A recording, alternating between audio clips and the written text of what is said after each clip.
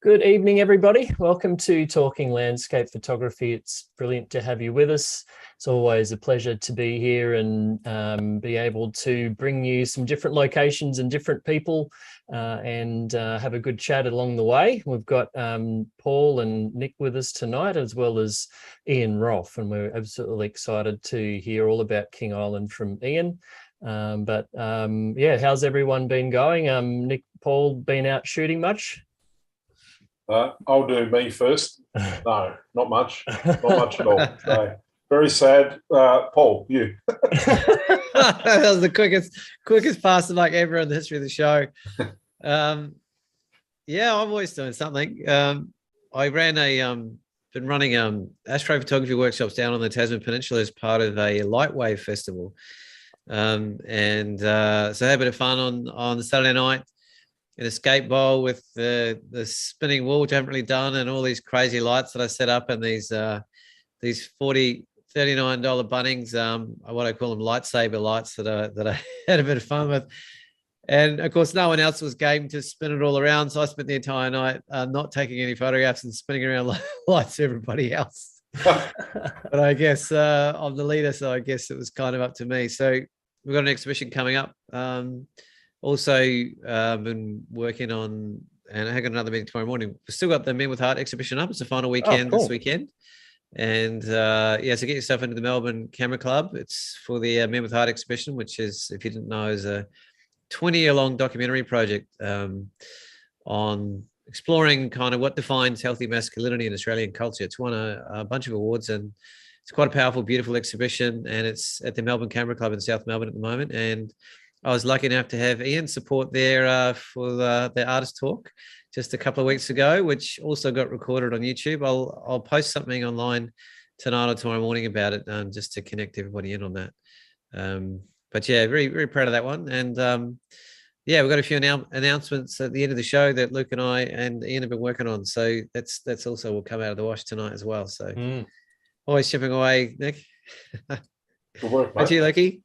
Oh yeah, I've been a little busy with shoots. I was over. I did just a big 3-week road trip around mainland, as we say down here, and yeah, was able to do a bit of photography up in Mount Buffalo, and then went across to Adelaide to visit some family, and then went up to Alice Springs, and I actually did some sections of the Larapinta Trail, and it really confirmed to me how incredible that location is, and certainly very far off a lot of people's radars in terms of a place to go take photos, but it's incredibly beautiful, its own rugged beauty that it has, and the sunrises and sunsets are pretty hard to beat with the light that you get across those red rocks that they have there. So yeah, definitely looking to have a show about the Larapinta at some point in the near future, or at least the West Macdonnell Ranges and that sort of region, because it's certainly very well worth having a chat about. And there's a lot to take photos there. And Ian, how about yourself? Have you been able to get out and take any photos, or have a few other experiences outdoors? Well, I've as you know, I've recovered from the VAPS convention. You know, it's you guys got firsthand experience of seeing the amount of effort that goes into that. So we're already working on the one for next year, and I've met up with a couple of photographers, and you know, I've had a bit of time with family, a bit of time with my wife, and seeing my grandchildren. So I've been pretty busy since I got back from VAPS, and then Anne and my wife Anne and myself we're off doing a big outback trip in a couple of weeks' time. We're going up through to Uluru and Kings Canyon and spending a bit of time personal photography and a bit of time together. So and I've been organising. I like it, Ian.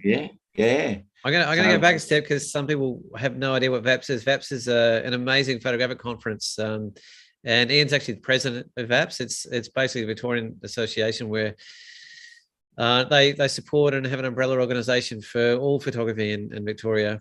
And geez, how many members have you got? Like 3,800 members through 75 clubs and societies. Yeah, it's massive. Arguably the biggest in the country, and Ian's kind of running the ship there. And Luke and I were invited to be presenters for keynotes and workshops there, which was a real honour and privilege. And I don't think I've ever been to an event that's run so professionally and smoothly, with such an incredible auditorium and setup that we had in Wangaratta this year in particular. It moves around where they have it, but yeah, if you want to do yourself a favour and get involved in one of the best conferences around in Australia, I highly recommend those. And it was absolutely excellent. I hope I haven't burnt my bridges and coming back again.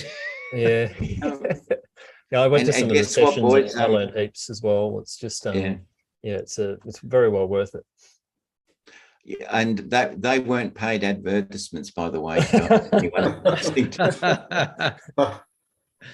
Yeah, no, that's brilliant. Do you want to just introduce Ian a little bit, Lukey, for those that weren't part of the last show that Ian was on? Yeah, absolutely. Well, yeah, and it's well worth reviewing the Flinders Island show that we had, because Ian, Norfolk Island. Oh, sorry, Norfolk Island. Oh, geez, that's how good my memory is these days. The Norfolk Island show, Ian took us through a lot of his work that he's done in the past and some of the locations that he's visited and some of the places that he runs workshops and things like that. So if you wanted to look up the Norfolk Island show, which is a brilliant show in its own right, then do check that out and you'll hear a lot more, and I guess see a broader scope of Ian's work there as well. But yeah, I certainly have heard of Ian and for quite a few years, and I guess what the reason Flinders Island's in my mind is one of the first times I'd sort of seen his work was a beautiful book that he produced on Flinders Island, and I'd have to say it's just a beautiful photographic summary of what the island has to offer. And so and got to know him over a period of years, and just a lovely bloke and a very well-traveled man, and I don't know how many workshops you must have run over your career, but I believe you were saying it's 25 workshops in King Island alone, which would have to put you into the upper echelons of someone that knows the place inside out in terms of photography. So I don't think we've got anyone. I was writing an email about that, Ian. I was just talking to Loki about that before, Ian, and I was thinking it's probably fair to say that Ian is the preeminent photographer in the world for leading a workshop there, because I don't know anyone that's led 25 workshops on King Island. It's a bit of a tucked away unknown place, but I don't know anyone that's run 25 anywhere, let alone King Island. It's quite a significant. If you go onto Ian's website, which I highly recommend doing, you'll get a sense of just the incredible depth of not only his travels but where he's actually led people. There's not many continents on the planet, I think all of them by the looks of it, that Ian hasn't been leading people and shooting, and he's very, very highly published as well. And I think I lost track at the 3,500 commendations/awards that he's won in his career. And basically, he's an incredibly well-rounded photographer, an absolute gentleman. I was joking at the VAPS conference that he probably knows most camera systems better than anyone in the world, because he's run so many workshops with so many people with so many different cameras that he's had to learn on the spot. And, he's been kind enough to sort of take Luke and I under a wing a little bit for an upcoming project we'll talk about later in the show. But Luke and I have both been absolutely frothing to get to King Island for a long, long time. And it's quite surprising that 24 years being on this island, I haven't made it there yet. And about to do something about that. So Ian's going to lead us through tonight, where will quite arguably be the most knowledge that any human being on a planet has photographically of this place. And we've been pretty damn excited for this one. So hats off to you, Ian. Thank you. All right. So I'll share the screen and bring up my... So we're going on a bit of an adventure tonight, everyone. Played the slideshow. So I prepared a slideshow, which is the best way to run these things rather than look around my files, and I've put it in an order for you tonight so that you get a really great story of this magnificent island in the Roaring 40s. So just bringing up a map there on the left side. we're going to take you on a journey around this island, which is approximately 68 kilometres long and about 35 kilometres wide. There's over 20 islands in what they call the King Island group, and many of them are little islets and rocks, but there are quite a few bigger ones too, like Councillor Island, and you've got New Year and Christmas Island up in the top left there in Stokes Bay. What I want to do tonight is tell you a little bit about the island, first of all, and some of the quirky things that I like about the island. And then we'll start our journey in Curry, which is the main town, and it's sort of near where you fly in. You fly in just north of Curry, not far from the dairy factory, actually. And if we just go back a step, for people that don't know where King Island is, it's in Bass Strait off the northwest corner of Tasmania, and it was part of the one of the original land bridges that ran all the way through to the mainland.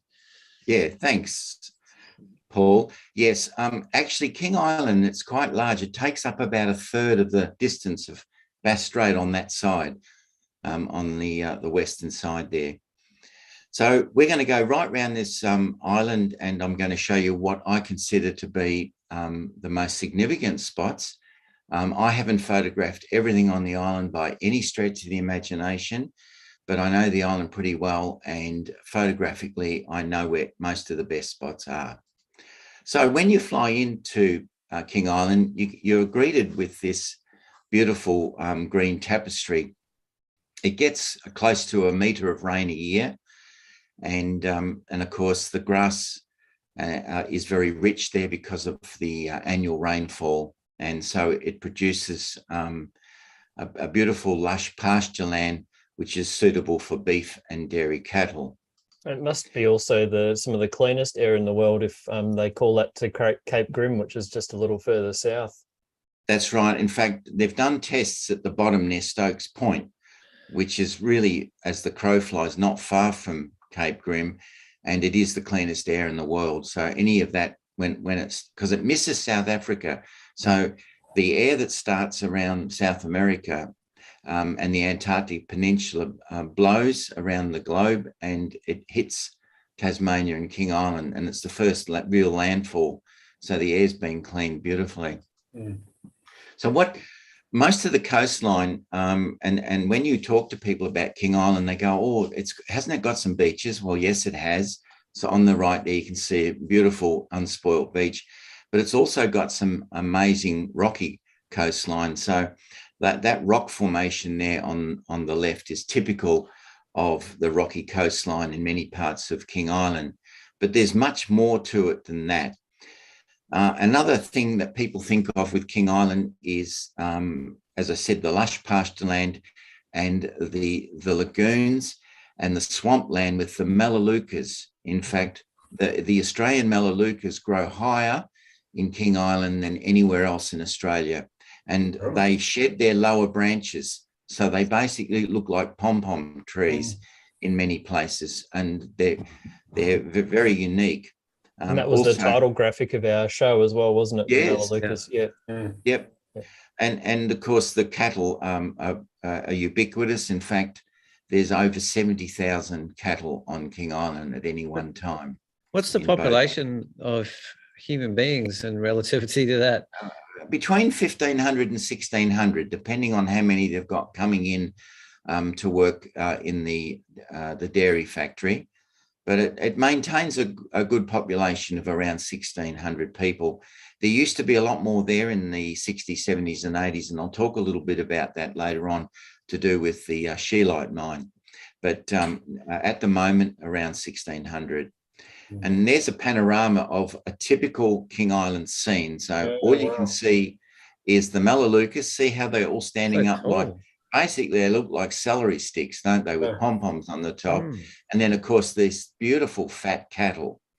In fact, in some parts of the island, and this is no joke, some of the farmers can record their animals putting on over 2 to 2.5 kilos of weight per week from the beautiful rich pasture land that's to be found on the island.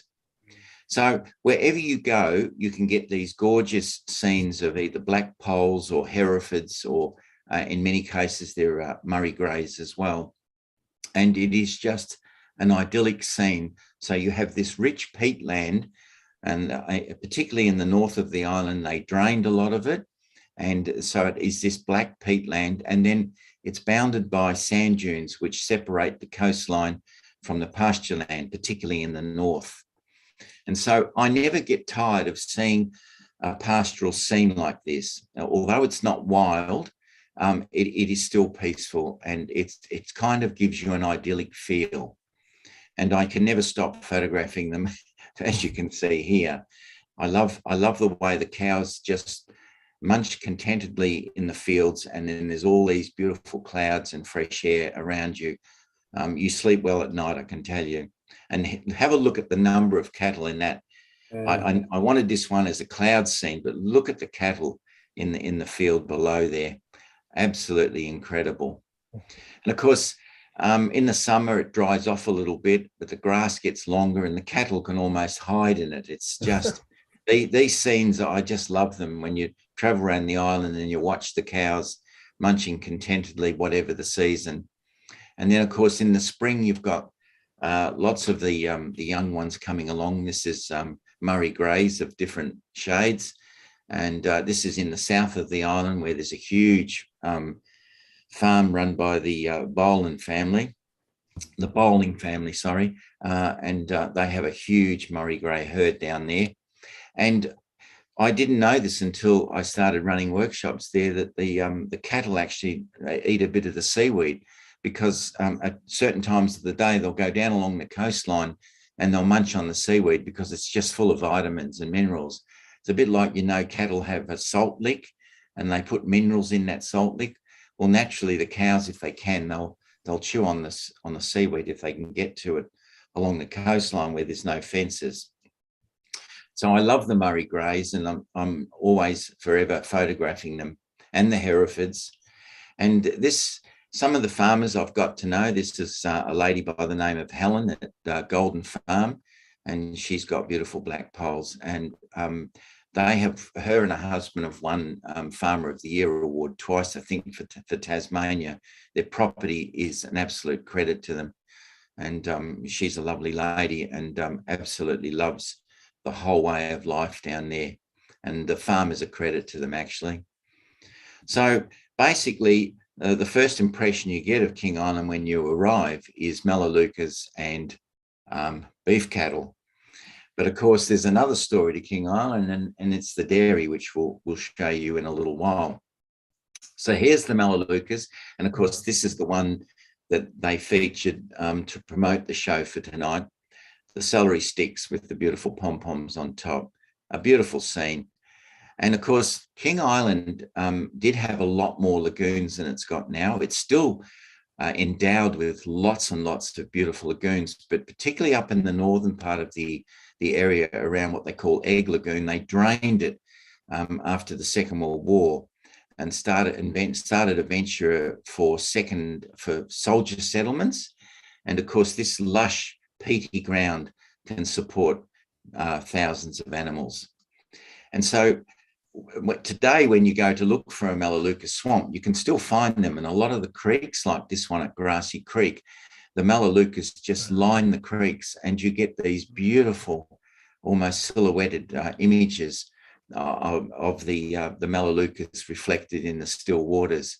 And there are certain spots on the island I absolutely love to see this kind of aesthetic appeal of trees like that. And then when it rains, of course, they get good winter rains and good spring rains.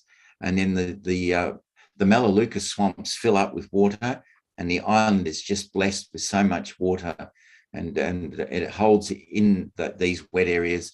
And of course, it feeds the land and keeps it nice and lush. So I like to photograph some of the swamps as well, the big Melaleuca swamps. Yeah, incredible. They're incredible, aren't they? This one's down in the south near Collier's Beach, and it's almost kind of eerie in a way. Some of the places, and then in the summer they can dry up. They can have quite a dry period. This is one of the big lagoons, and you can see there's a tiny bit of water over there, but normally that would be full. But then, of course, as soon as the first rains come, because it's peaty ground, it will then fill up with water.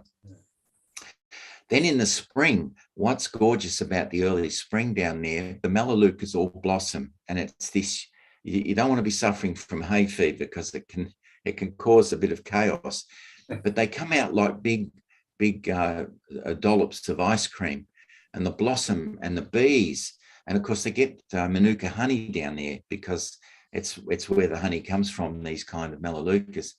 So they've got quite a thriving little bee industry there, their honey industry, especially when the blossoms come out. So you've got the clover, you've got the wildflowers, and you've got masses of the Melaleuca blossom. And then I like to experiment. And one of my little goals sometimes is to just find a clump of Melaleucas that are so unique and try to do something a little artistic with it photographically. Beautiful. So, you know, you can get something like that that's been played around with in Photoshop quite a bit, and then this one not so much. So it's the combination of being on the coastline, so you can see the sea behind there. This will be on the east coast, and of course the cloud formations and the beautiful Melaleuca trees themselves. When the light shines on them, such as in this one, it is just beautiful. Okay. So now, there's a lot of that on public land, or you're going onto farms with permission to that sort of stuff? Yeah, a lot of it I can shoot from the side of the road. There is a lot of reserve on King Island, Nick. I think nearly 25% of King Island is reserve. And as we go round on our little journey, which I'll start in a moment, I'll tell you all about the different reserves. But there's no problem there. The farmers are pretty good. You can pull up and just walk inside the gate and get some lovely shots like this. But there is a lot of public areas, a lot of reserves, and a lot of land that is Crown land. So even the roads, like this is what they call the Yarra Creek Road. Yeah, this is on the east side of the island. And you can see now the Melaleucas interspersed with the beautiful eucalypts. And there's many roads that look like this, and I just love to stop and just photograph them sort of in a compressed way using a slight telephoto lens. So here's another. This is down near Collier's Beach too, at a lookout on Red Hut Road. And so this actually is Red Hut Road. And when you drive down here, you can go to a lookout, which is all Crown land as well. It's really, really beautiful. Here's another couple of shots. So the one on the right is all Melaleucas, and that's another shot of Red Hut Road on the left there. Yeah, wow.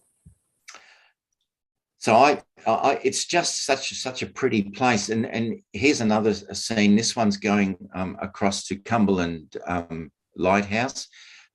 So this is on the east side of the island, and you can see the beautiful Melaleucas, but the flowers coming out in the spring. Lots of wildflowers down there, which I'm going to show you. And here's just a couple of illustrations of the road.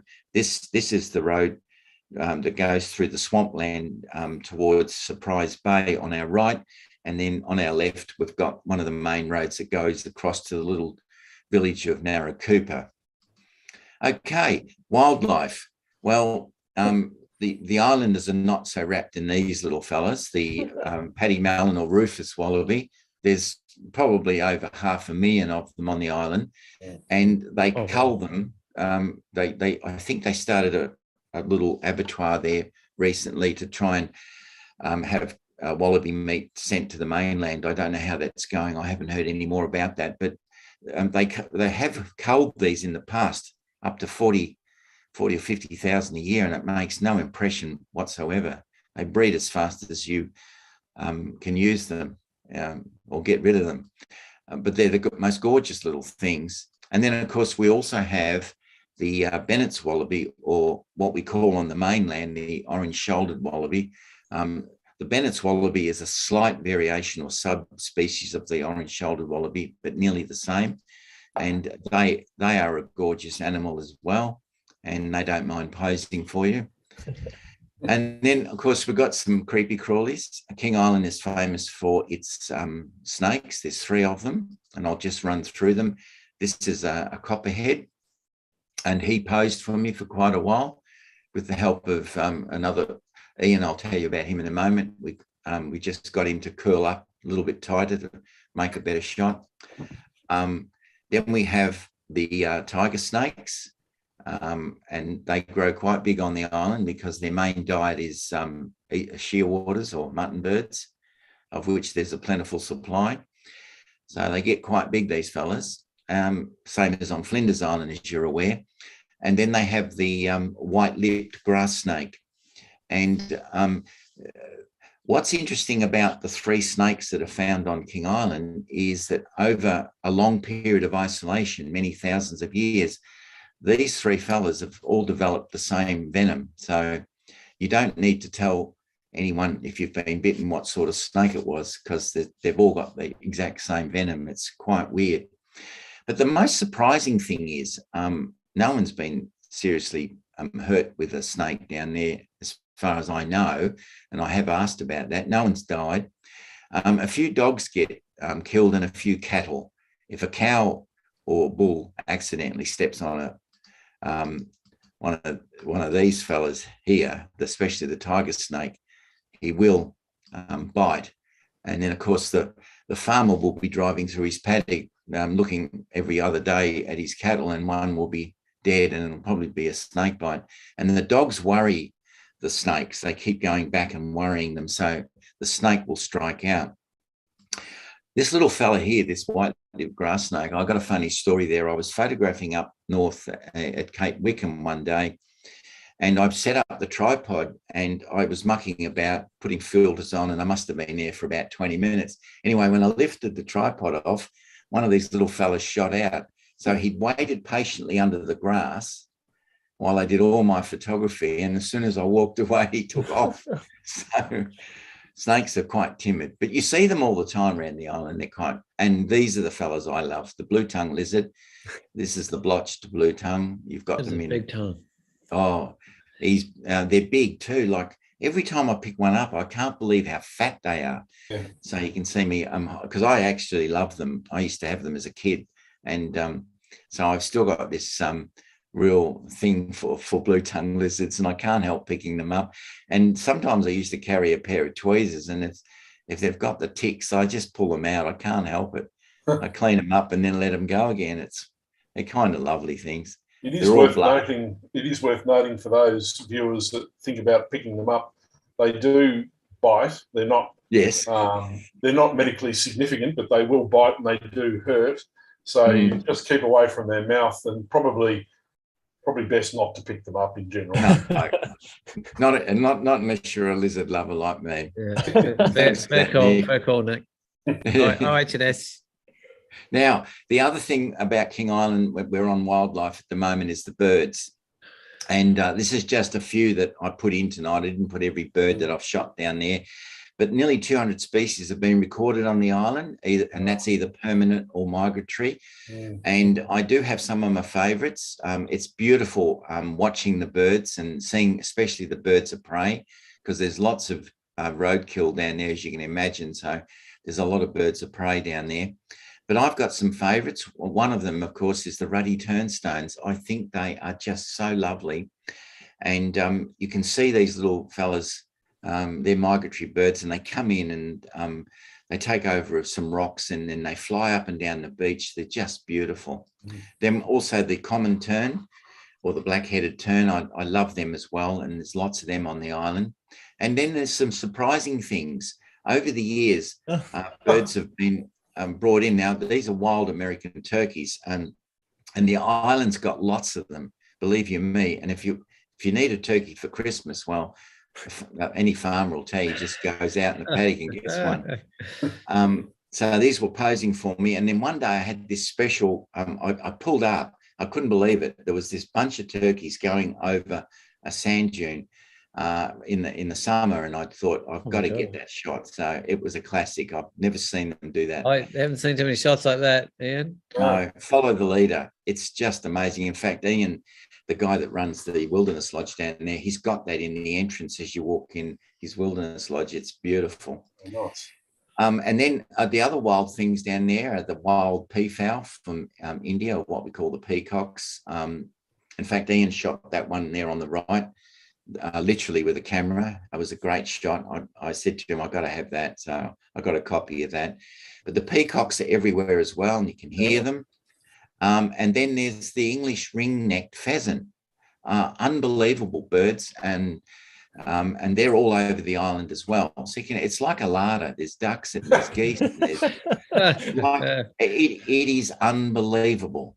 Unbelievable. And the reason you've got so many birds is there's no foxes. So they've got, and the cats don't do that much damage. And there was a lady that used to make cat hats. So I think she was helping to keep the population down as well. So there's an abundance of wildlife everywhere you look, and it's just beautiful. So I've been going down to the island now for many, many years. I first went down as a teenager, and I didn't have a photographic eye when I went down the first time. And then the next time I went down, I was invited to have a look at it in a different light. And then we formulated the idea of running workshops, and I'll tell you a little bit more about that as we go through the program tonight. So wherever I go, whether it's shooting the cows, and you can see the drainage ditches, when it rains there, all the water runs into the lagoons, and it keeps the place just beautiful. And the beaches are wild. That's me there on Disappointment Bay. It is a beautiful place to photograph, to find yourself, to unwind, to get back to nature, have a camera in your hand, and just take some delightful photographs. It really is. So I started running workshops back in 2009, and there's a picture up there in the top left of us. And for the first few years, I did 4 a year.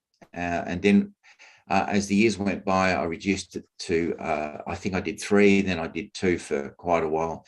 And then the last couple of times I went, I did 1. So these are just some of the pictures from our trips.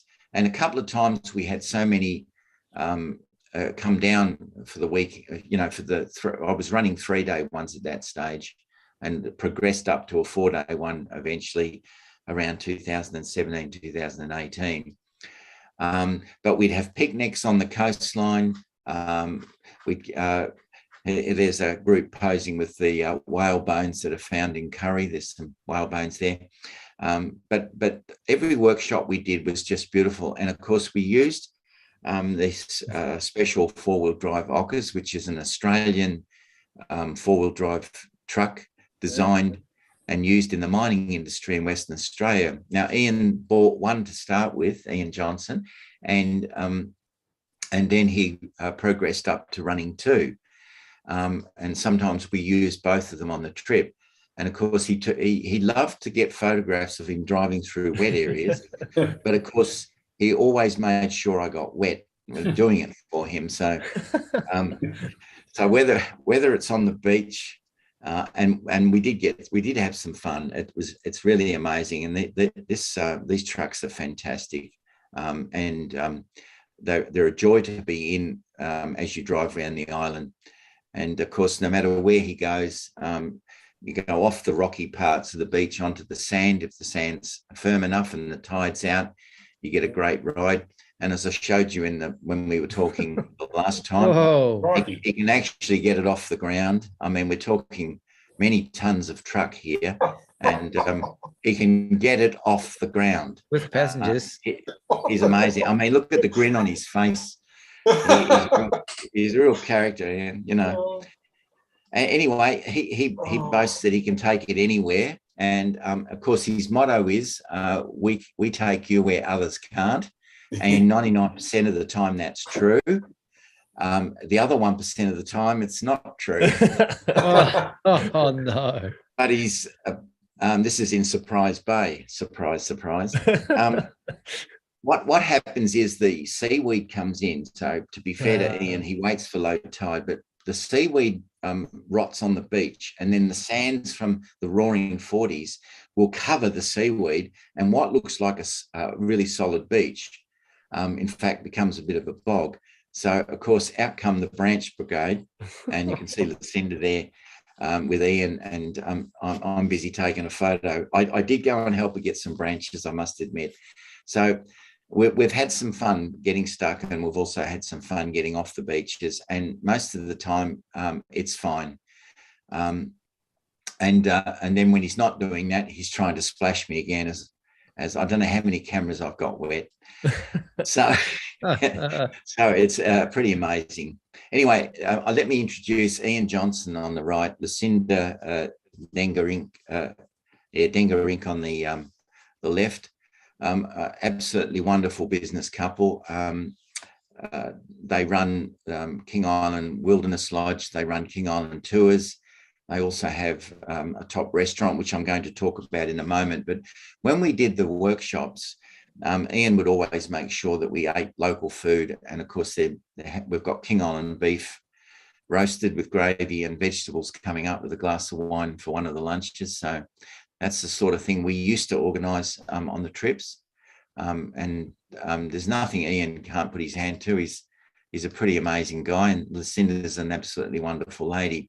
So recently what they've done is they've put their heads together, and they got this what's called Wild Harvest King Island Restaurant and Cooking School going, which is in Grassy, where the Wilderness Lodge is.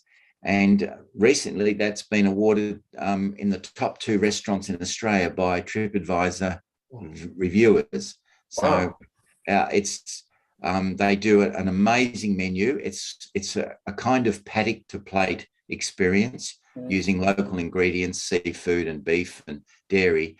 And I've eaten there on a number of occasions, and it is a gourmet delight.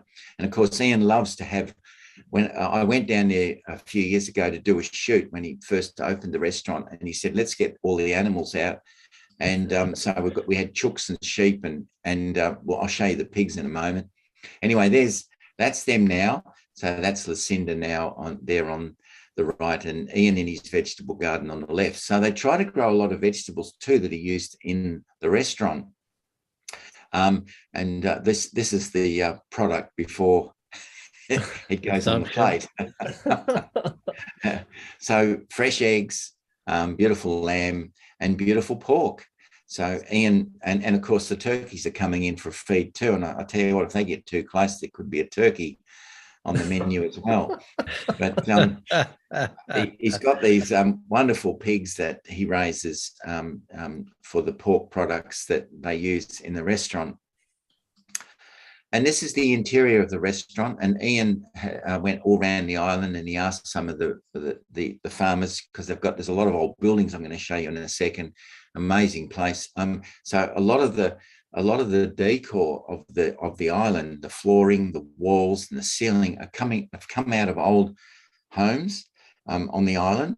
And that table there, that beautiful table that you can see, that long one over there on the left side there, that's one piece of macrocarpa pine that was felled on the island, and Ian now uses it as the centerpiece for the restaurant. A lovely wine bar, and then of course they've got this nice looking phone there. Eh? Nice looking telephone there in the bottom right. Yeah. Anyway, they've got this amazing kitchen, which is also used for the odd cooking school. And Ian, of course, can turn his hand. He's a pretty handy chef too, and can make some delicious meals. And of course, you wouldn't talk about King Island without mentioning the cheeses. So there's about 17 to 19, I think, all up varieties of soft cheese and mature cheddars. And it's the Ashberries and the triple creams, and one of my favorites is the washed rind. Absolutely gorgeous cheeses to rival anything else in the world, and it's all made there on the island. And when you go to the factory, I had the privilege of photographing at one time. There was this special tour of some big people in the cheese industry, and I was invited to go and photograph. And so we did this wonderful tour through the cheese factory, and they showed us how they make all the soft cheeses. Believe it or not, the cheeses come from, all the milk comes from about 11 or 12 farms on the island. they're so big, and the milk is so rich that they're able to supply that factory, and they can make all the cheeses from just so few farms. Absolutely amazing. So one of the quirky things about King Island is the old buildings. As I mentioned before, in the 50s, after the Second World War, they decided to try and divide up some new areas of King Island, soldier settlement. And of course, a lot of those farms were originally okay. The farmer could make a sort of a living off them with his family.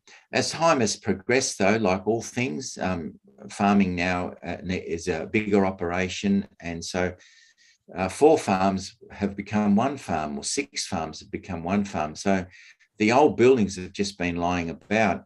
And you can, I tried to photograph them as soon as I got there. I realized that they'll probably all disappear because they're only all weatherboards, and people take bits and pieces like Ian to once he gets permission to go and get a few of the special boards and things. But it's a very, I love it because it's nostalgic, it's quirky, and it's part of island life. It's part of the island's history that you can actually see and go through and photograph. And I probably photographed 20 or 30 of them all up in different sizes and different little sheds where the original farmer would have lived in before he built a bigger home. Some of them very small, some of them I think this was an old pump shed. And there's on the left there's the remains of a house that's just a chimney now with the smoke coming out from the cloud, which is quite quirky. And then the other thing that's lying around the island, which I love too, is the old tractors.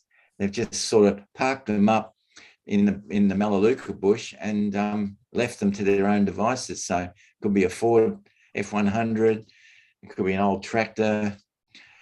Now we get on to the crayfish. With King Island is famous for its crayfish. So we start with the boats, and in they roll every day, and no matter what the weather. And I have talked to some of the crew, and they reckon it's scary. Well, when that's a boat heaving, coming past Devil's Gap, which is just before the entrance to Curry Harbour, and I've actually seen them disappear, and I can only see the mast. They go so deep into a trough. But these guys are tough, and they go out and they do their rounds, their lobster pot rounds. And so now I'm just going to show you a few of the lovely images in and around Curry Harbour. So here's the boat. And I'll just jump in there. Like, my understanding is the west coast of Tasmania has the largest recorded swells on the planet.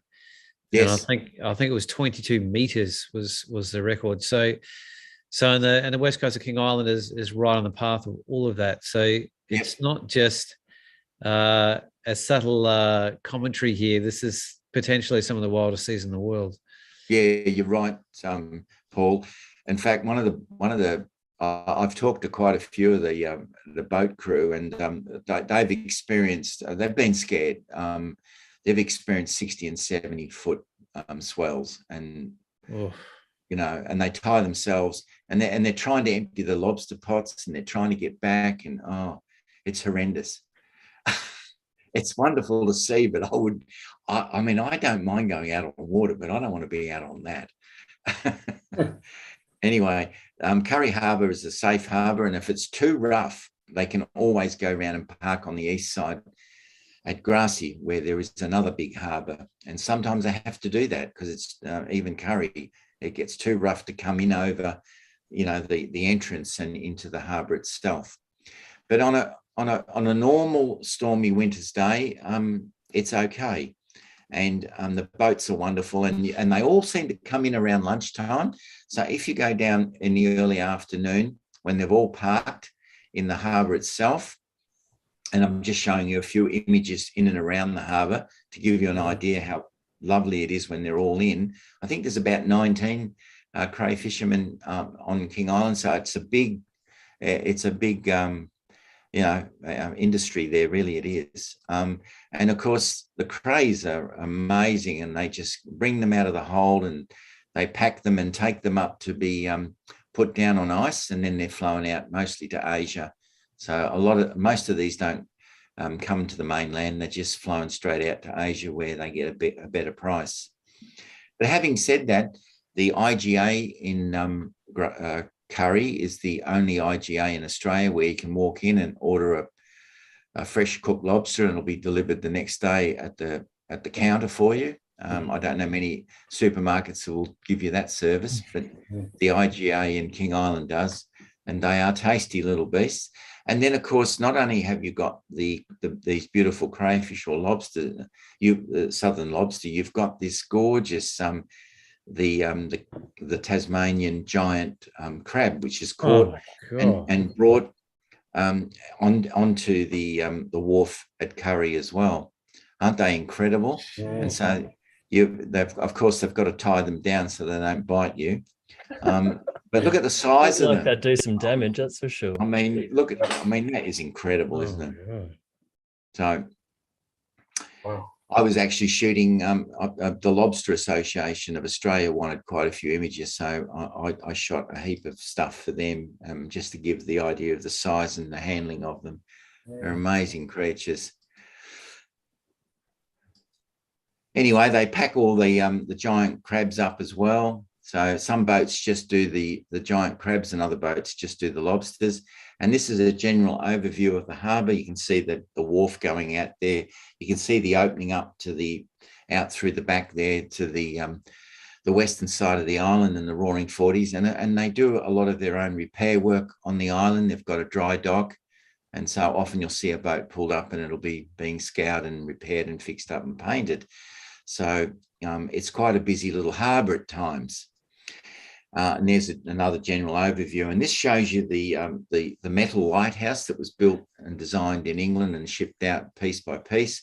And there's the little building down there I'll show you now after I've shown you the lighthouse. First of all, I'll talk about this just for a moment. This lighthouse is like a Meccano set. So they built the one up at Cape Wickham first of all. And of course, the boats missed that part of the island and they started hitting the middle of the island. So they decided they needed a second lighthouse. And so they designed one in Britain and shipped it out without instructions. And the locals had to put this together bolt by bolt. There was no instructions, but they got it up and erected it. And it's the only recommissioned lighthouse in Australia. They decommissioned it and turned the light out a few years ago. And the locals got so upset that they didn't have their town light that they came back and recommissioned it and put the light back on. So that's the story of that one. And it's a gorgeous lighthouse in any weather, and especially when you've got some wildflowers growing around it in the spring. It's quite unique compared to other lighthouses, isn't it? It is, because you go up the middle. I've been up it and been inside it. You can do a tour in it. The metal spiral staircase is in the middle column, and then it's supported by all these other metal columns. So it's totally made of metal, and it was all manufactured in Britain. Okay, so now we're getting to this little boathouse here, which is owned by the local council, and this is what they call a bring your own food restaurant. So it's called the Boathouse, and it's filled with gorgeous stuff, and there's a barbecue there, and there's a sink, and there's dishes and plates and wine glasses and everything to have a party for up to 20 or 30 people. The only thing is you've got to bring your own food, but it's open for anyone that would like to use it. And quite often we've had our picnic lunch in there as a group, and quite often the locals will come down and they'll get a barbecue going. So it's called the restaurant with no food. It's King Island's Boathouse. It's completely organised and run by the locals, and it's absolutely beautiful. And I think there's a lot of books you can read in there, and there's also some artwork by a local artist that are for sale as well. So it's a pretty little place to go to and have a moment of your time. I think of anything else much like it that I know of in Tasmania. No, it's quite unique, isn't it? And there's just a few more views of the harbour, and that's the town itself. Just one of the views of driving into Curry. You can see Food Works over there. IGA's next to it, and you can get a good coffee in town and some Chinese food, and you can go to the pub, and so it's not a bad little place. Is there a ferry that goes across to service the all of Yes. the supermarkets. Yeah, where does that go Yeah. from? I will show you later, but there's the main wharf. The main port is Grassy, which is I think it's the busiest port in Tasmania per unit of tons of goods coming in and out. Wow. So it's a very busy port. And the ANL, the Australian National Line, I think runs a bi-weekly, so once a fortnight service, something like that anyway. And of course, you've got other boats coming in, taking cattle off for Melbourne and Tasmania and so on. So very busy. The seaweed goes out of there. The lobsters usually get flown out. And each day there's commercial flights coming in with perishable goods, but most of the other stuff comes in by sea. Yeah. So what I'm going to do now is take you on a little tour of the island. So we've had a look around Curry. Now, just to the south of Curry, when we leave the harbour, we're looking past the lighthouse there now. That's called Netherby Point. So that's to the south of Curry, and then to the north of Curry, just north of it, is quite a unique blustery place called Devil's Gap. And I love it because it is quite rugged, quite rough and rugged, and you get some amazing photography on both sides of the Curry Harbour. So it's very, very rough indeed. So there's another shot of it. Looks very accessible. There's lots of roads and tracks to these areas, so it's quite good if you're not sure of foot. You're easily able to get to the good spots by car. You are, Nick. And one of the reasons is that when they started the seaweed industry, the trucks had to get down to the coastline. So, and you can go down all these, even though there's a gate and it might be through someone's property, you do the proper thing. If the gate is shut, you shut it after yourselves. If the gate is open, you leave it open. So you find things as they are, and you can drive to the coast, probably 40 or 50 different spots. And here, this is sort of like a reserve, just at the Netherby Point. All this area is just open reserve, and you can just explore to your heart's content. And then when you go north to Devil's Gap, it's the same thing. You've got this coastal reserve that goes for miles, just miles and miles of beautiful rocky and interspersed with small bays. And when you go up past Devil's Gap, you get to Peerless Point, which is very rugged indeed. And I just cannot get enough of this area. And you get the grasses and playing around a little bit with your exposures and your colouring, you can get these otherworldly kind of coastal scenes. Now, the seaweed industry, this is something marvellous. This is actually just south of the town of Curry. There's this gorgeous beach called British Admiral's Beach, and the seaweed rolls in here. Now, this is what the guys are after that collect the seaweed. They're waiting for it to break off in Bass Strait at the base. Now, Bass Strait's an average of 18 metres when you take across all of Bass Strait. So seaweed can grow up to a foot a day or 300 mil a day. So it doesn't take many weeks for it to get to the surface of Bass Strait, whereas when the first storm comes through in the winter, it breaks off at the base. And then, of course, under Australian law, you're allowed to harvest the kelp because it has been broken off from its base. In other places in the world, they are allowed to harvest it alive, but not so here in Australia, which is a good thing. But the seaweed is an amazing product. And of course, from it, they make emulsifier, which is found in hundreds of products. And when the guys go out and collect it in trucks, I'll show you that in a second, but they bring it into a special holding bay just outside the township of Curry, where they dry it on racks till most of the moisture's gone. And then they come out with a forklift, and then they take it into a big factory where they dry it. And believe it or not, it's totally non-polluting. They use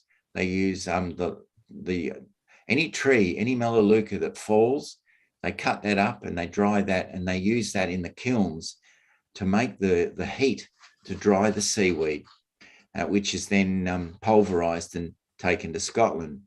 Now, one of my other favourite little quirks about King Island is photographing the guys collecting the seaweed. And they work hard, these guys, and they go out in their trucks and they winch it all in. And so I get these amazing photos, and they all say the same thing. Why are you taking us? We're not interesting. I say, well, you really are. I said, you've got a special, unique industry, and it's a beautiful thing to see. This seaweed goes to Scotland. It's dried, pulverized, and it goes to Scotland, where it's mixed with other seaweeds from around the globe, particularly Scotland and Scandinavia. And then that goes into myriads of products. So if you eat peanut butter, if you lick an ice cream, if you use shampoo in your hair, if you brush your teeth with toothpaste, seaweed will be in all those products. And if you take a vitamin tablet and it's got that squeezy little emulsified coating on it, that's seaweed. It's amazing what seaweed goes into. Yeah. Even Vegemite. If you look on it, basically, if you look on a food product and you look at the ingredients and it says emulsifier, it will be seaweed. Wow. So it's absolutely incredible. And I love the characters. These guys, some of these guys are part-time farmers. I've met teachers. I've met guys that work at the milk factory, and then on their days off, they go out and collect seaweed. But you can't, when it's a windy, blustery day, there's no truck in town, they've all gone. They've gone to their favorite little track and they're pulling in the seaweed. It's a backbreaking work, but they can make a good living out of it if they're consistent. I haven't got everyone, but I try to get as many as I can. Anyway, getting back to the coastline now. So this is British Admiral Beach, as I said a moment ago. A lot of the beaches on King Island too, out of interest, are named after shipwrecks. So British Admiral Beach is named after a huge sailing ship called the British Admiral. And there is actually at the end of the beach, before you go around the corner to the next beach, there's a couple of gravestones and a memorial plaque to the people who perished on that shipwreck. I love British Admiral Beach because some of it's a sandy as and some of it catches the seaweed. And then just behind me is another beach I'll show you in a moment, but it's also a very good beach to catch the wind, and often the locals will go down there and do some windsurfing. And on a lovely summer's day, it's just very, very pretty, and it's not a bad swimming beach either, and a surfing beach. Okay, so this is now moving round slowly. We're coming round, and we're looking at both sides of the beach. And here, as we go round the corner, we come to another beach, which is called, I'll tell you in a minute. Anyway, you can see this beautiful little photographic opportunity. So we've come off British Admiral Beach, we've come into this gorgeous little bay or inlet, and then we walk further round, and the colours here, particularly around this spot between British Admiral Beach and Half Moon Bay, which is next door, the rocks are as red as, and they are just so delightful. So now we've got a sneak look into Half Moon Bay, which is absolutely lovely. And here's one of my workshop participants posing for me. I wanted to show you in a huge panorama coming around out of British Admiral Beach into Half Moon Bay. Is that granite there, Ian, or is it? Yes, it's all granite. All right. It's not the pink granite. It's got a pinkish tinge to it. A lot of it's creamy granite. You know how Flinders Island's got that gorgeous pink granite? It's kind of whiter, and it's not found on every coastline on King Island. It's found in certain spots. It's the most delightful place because the rocks change in formation as you go around the island. So I didn't realize they even had granite there, so that's quite interesting. Yeah, some of the granite. Look at that. Isn't that beautiful? Yeah. I love it. I had one person say to me, who goes around painting all the rocks orange? So one of the first things we do now is we have to say lichen-covered rocks. Anyway, when we come further round, we get to what's called Sandfly Beach. And again, this is a beautiful little area, lots of seaweed, lots of little pebbles, and it's also very popular with the guys that collect the seaweed. And then further around from Sandfly Beach, one of my favorite spots, and this is called Badger's Box. And it's got its own special track in there. You can walk to it. So you walk Half Moon, you keep walking down past British Admiral Beach, you'll get to Sandfly Beach, and then the next one round will be Badger's Box, but you can actually drive into it. And it's incredible. So the rocks change color. So we now got the blacker basaltic kind of rock mixed in with the granite, and it truly is a photographer's delight there. I never have anyone disappointed on any part of King Island, but Badger's Box is just spectacular, as you can see here. Wow. Yeah, really, really lovely. And sometimes it's just nice to do some slow exposures and just, get the texture and the contours of the rocks just right with the seaweed. So Badger's Box is a favourite. Whether it's a stormy day or whether it's a blue sky day with lots of swell. So even on a summer's day, if the wind's blowing, you do get that beautiful movement. All right, so now we're going to head north from Curry. I've just showed you all the 4 beaches very, very near Curry on the south side. So now we're going to go north a little bit towards opposite the airport where the Porky's Creek is. Now, Porky's Creek is where the dairy industry is, the dairy factory. And when you drive past the factory, you go out to 2 beaches. One's called Porky's Beach and one's called Little Porky's Beach. And the colours there are truly amazing. And as you can see, you look one side, you've got your orange lichen covered granite, and then on the other side, you have more sandy coloured rocks. Granite interspersed with other igneous rocks. And I love it here too, because it's never the same, and there's a lot of bird life along here. There's just so many birds get in amongst the seaweed. They're picking the insects and the crustaceans off the seaweed. Cushion bush is just fantastic too, isn't it, as a subject? Oh, the cushion bushes on around the coastline, you'll die. They're just so beautiful. Yeah. Is there a particular time of year that they flower like that? Yeah, spring, late spring, late spring into early summer, everything's out. So you've got a good chance of seeing the last of the blossom on the Melaleucas. All the coastal plants come out, and I'm going to show you in a few moments the Carpobrotus, or the pig face. I'm going to rest my voice for a few minutes and show you a little AV with them. Oh, beautiful. Yeah. So moving up from Little Porky's Beach and Porky's Beach, we also get Unlucky Bay, and we go past Unlucky Bay. We've got the Pass River Beach. We have Duck Bay.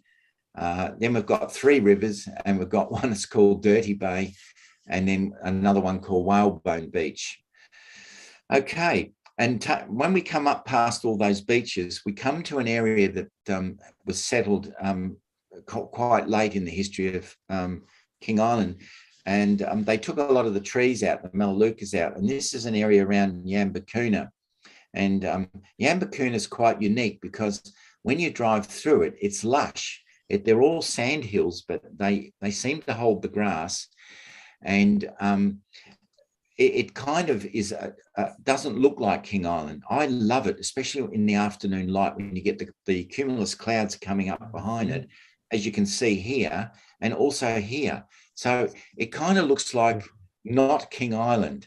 And I really, really love it up there. You could spend hours just getting the contours and the shapes of the hills with the clouds.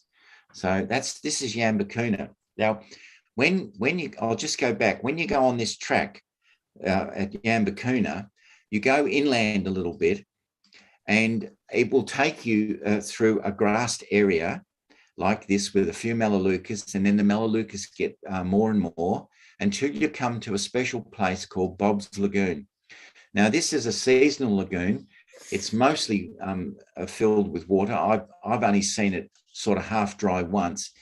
It's a cacophony of frogs and bird life, black swans, and it is just delightful. And you can actually see across the island to the other side, to the east side of the island from here. Really, really pretty spot.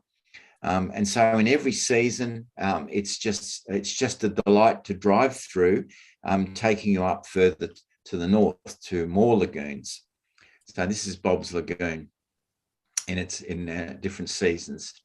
And of course, there's the Ocker, no one in it. They're all out photographing, hopefully. And Ian wanted a panorama there. I used to take a lot of panoramas where Ian took the truck. It was great advertising for him, and it did look great in the scenery as well. So once we leave Bob's Lagoon, we then head out to the coast, and this is Fogues Bay. This is a huge bay, and in Fogues Bay, you have Whistler Point, which is what we're looking at, that dark area down at the back of the photograph there. And then if you was to swing round and look out to sea, you would see two big islands, Christmas and New Year's Island. No one lives on them. They're actually now a nature reserve. You also have Quarantine Bay, Cooper Bluff, which is a little bit further up. And then you've got Yellow Rock Beach, which is part of Fogues Bay. Now, sadly, this is an absolutely beautiful beach, and it's called Yellow Rock Beach. I'll show you in a moment.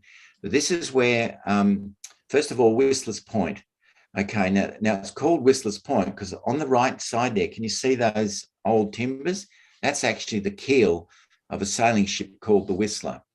Mm. So at low tide and the sand, and sometimes they're covered in, and sometimes you can get lucky and the sand's been leached out, and you can see from the 19th century, you can see this beautiful old, just the bottom timbers of the Whistler.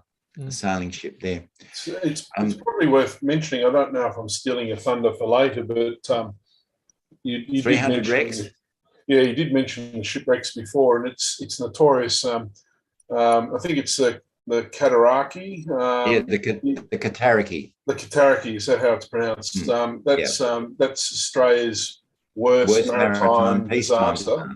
Yeah. So as it was peacetime, the Sydney's the HMAS Sydney's the worst one when you include war, but in peacetime, and that was in the mid 1800s, I think. But you mentioned the British Admiral, that was a bad one as well, and there was another one starts with N. The Netherby. Yeah, yes, Netherby, or there's one it's or Neva or something. The Nevis. Yeah, and that was a terrible loss of life as well. There was over 200 that one. Yeah, the Cataraqui was 400. It was shocking. Yeah. And they were mostly Irish women coming out to come and marry husbands, not on King Island, but in Tasmania, I think, and they came too close to the island. Now. And so you are right there, Nick. 300 wrecks. There's more wrecks around King Island than anywhere else in Australia. Yeah. Now, have a look at the left image, and you can just see two islands out there. Can you in the background there? Yep. So that's Christmas and New Year's Island. Now they're a nature reserve, as I said. One of they've got a special mention. David Attenborough has been out there with a film crew many years ago when he was doing The Life of Plants. So what happened back in the 19th century, it became a market gardener. Some enterprising Chinaman went out there and started growing vegetables, and he would then sell fresh vegetables to sailing ships that passed by. Anyway, after many years, whether he passed away or whatever, I don't know the full story, but the island was left to its own devices, and all his cabbages started to evolve. And 100 odd years later, they now have a new species of cabbage tree out there, and they believe it was from the market garden that this Chinese guy grew a lot of cabbages. And so they went out there to film for the BBC. So it is a unique place. No one goes out there now. As I said, nature reserve, mostly for snakes, I think. I think there's more snakes per square foot out there than anything else. So we'll leave that one alone. anyway, that's the fully rigged ship, the Whistler wreckage there. And this is Yellow Rock Beach. And the reason it's called Yellow Rock, it's quite unique. The lichen seems to go a greeny yellow in many places. And depending on the time of year and the time of day, it can be very yellow. So there I've got a picture of the bus again, the ochre with some of the yellow rocks in the foreground. And particularly at low tide, it just looks so unique, this yellowish seaweed on the yellow rocks. As you can see here, we've got some yellow rocks as well. So it's been aptly named Yellow Rock Beach. And you can see in the background, you can see the two islands again there, Christmas and New Year. Now, there's also an interesting story here. There's another wreck on Yellow Rock Beach. And here's another picture of it. And this is a shipwreck of the paddle steamer Shannon. So this paddle steamer started its life on the Murray River. And they did it up, I believe. And then they were paddle steaming their way to Tasmania. And of course, they only got as far as here and that got shipwrecked. So at low tide, you've got the boiler sitting there on the sand. And of course, there's Ian getting really close to it. Yeah, another wreck. That's another wreck. Shannon. Oh, he's game, isn't he?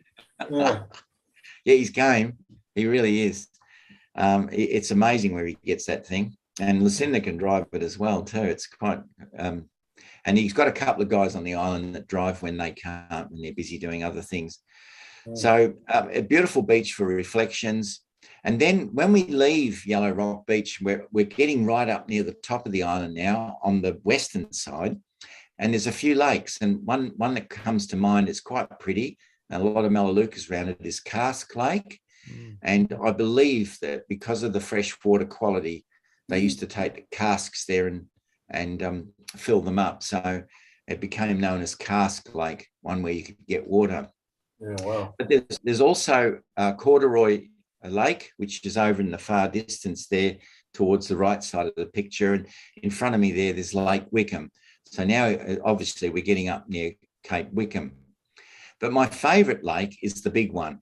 And it's called Lake Flanagan.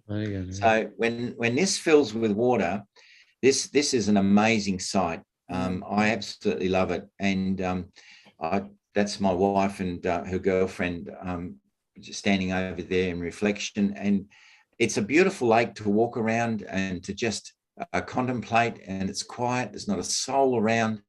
And of course, if you're bored with the lake, you can just walk down the track a mile or so and you get to the bay again, Fogues Bay. But quite a few people use it just for pleasure boating. It's really lovely. The locals do that.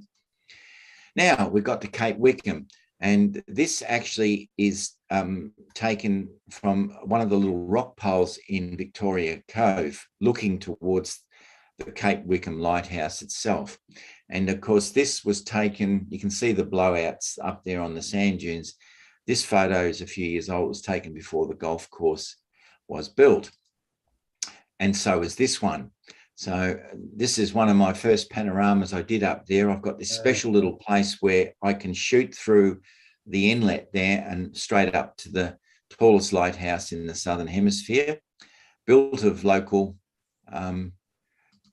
granite blocks, which is amazing. Wow. There's another picture in the spring with the Carver Broder starting to come out. Yeah.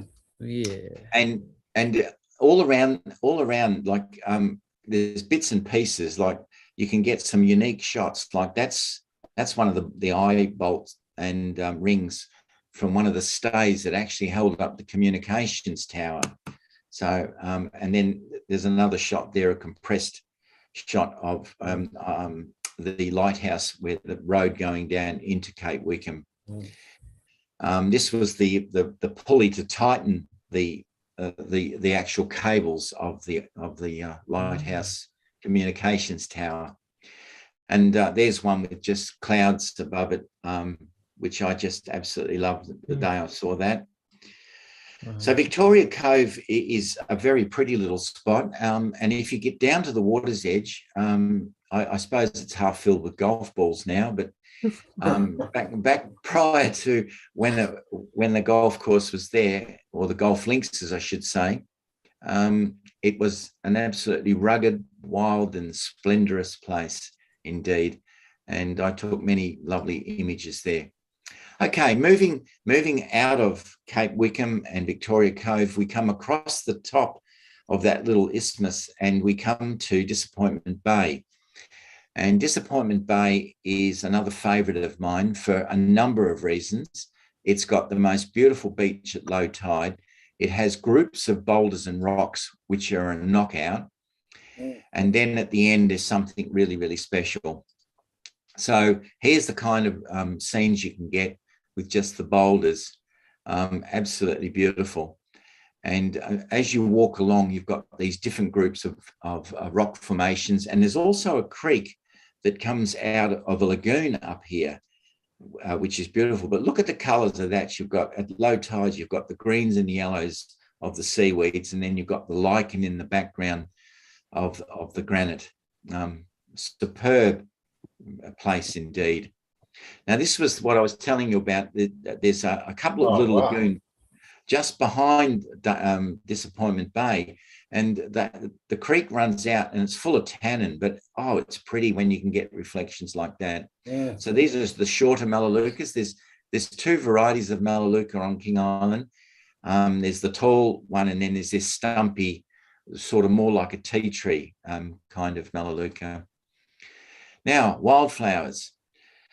The reason I wanted to bring this in is that although you can find wildflowers all over the island, and I'm going to show you a little AV in a moment and have a couple of minutes rest from talking, the wildflowers at Disappointment Bay are what I think are the most spectacular. And you can find them at Cape Wickham, and you can find them down along the western and east coasts. You can find them in Curry, and you can find them along Seal Rocks. In fact, you can find them anywhere, but the best are in Disappointment Bay itself.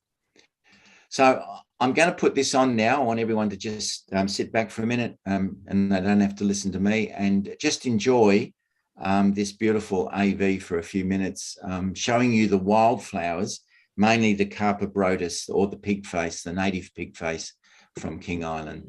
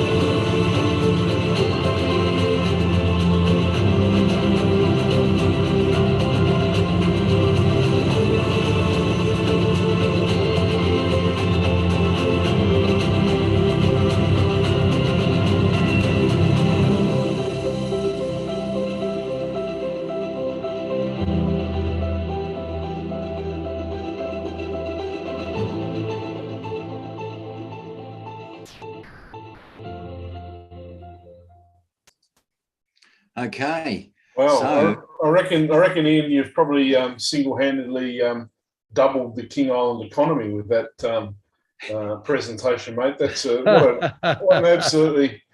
If you hadn't convinced me before that I need to go to King Island, you certainly just did then. Oh, that's amazing. Okay. What time of year again? About November, is it? Yeah, between November and February, it all comes out. This is midsummer, but you can get a lot of the beautiful wildflowers starting in mid-November, and it's also the Melaleucas, and you know, it's the grasses, it's the clover, it's the lilies, it's the things that have gone wild. And of course, the Carver broadus, the pigface, is purely native. And the reason it's so beautiful up here in Disappointment Bay is because the shearwaters nest underneath, and the gorgeous little things don't even mess it up. They go underneath, so they don't even mess the flowers up. So it's just beautiful. And here's a couple of unique things now. We're at the top of the island, and we've got two perched lakes. This one's Penny's Lagoon. Yes. Now, Penny's Lagoon and nearby Lake Martha Lavinia. I'm going to tell you about how unique these are. There's only 4 places in the world where perch lakes are found. So we've got 2 on King Island, we've got a few on Fraser Island, and we've got a couple in France and a couple in Canada. Nowhere else in the world. What they are, they're lakes just behind the sea. They're basically sandy bottom, and the reason they hold water is that leaf mold and leaf litter get in there and keep the water fresh. So the hydraulics of lakes, the seawater could come in, but because of the pressure of the fresh water sitting on top of the vegetable matter, they're called perched lakes. Quite fascinating. So sorry, Ian, the difference between a perched lake and a lagoon is the lagoon is salty and a perched lake maintains freshness. Is that right? Yes. So a lagoon is technically, I mean, we call a lot of lakes lagoons, but technically a lagoon is formed behind a sand dune or a piece of land, and it can either be fed by fresh water or salt water. But a perched lake is always fresh water because it's got the vegetable matter, which and it separates the fresh water from whatever's underneath, which could be hydraulic pumping of seawater running through the sand dunes. So King Island has 2 of them, and they're really near the beach. If you walk to the lagoons, you can walk to the beach. So here's a couple of shots of Penny's Lagoon from the other side. This one's Martha, or what they call Lake Martha Lavinia. So that's their official names. One's called a lake, one's called a lagoon, but they're basically both perched lakes. And they are absolutely delightful to see. Now, nearby is the start of 3 of King Island's best known beaches.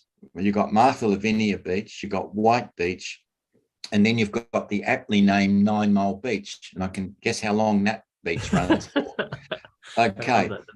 So what's one of the best kept secrets in the world is anyone that knows much about surfing will know that when the wind is in the right direction, White Beach and Lavinia Beach particularly where some of the best surf is to be found. And surfers come from all over the world to try their hand at this unique beach because of the direction of the wind and how the waves are formed there.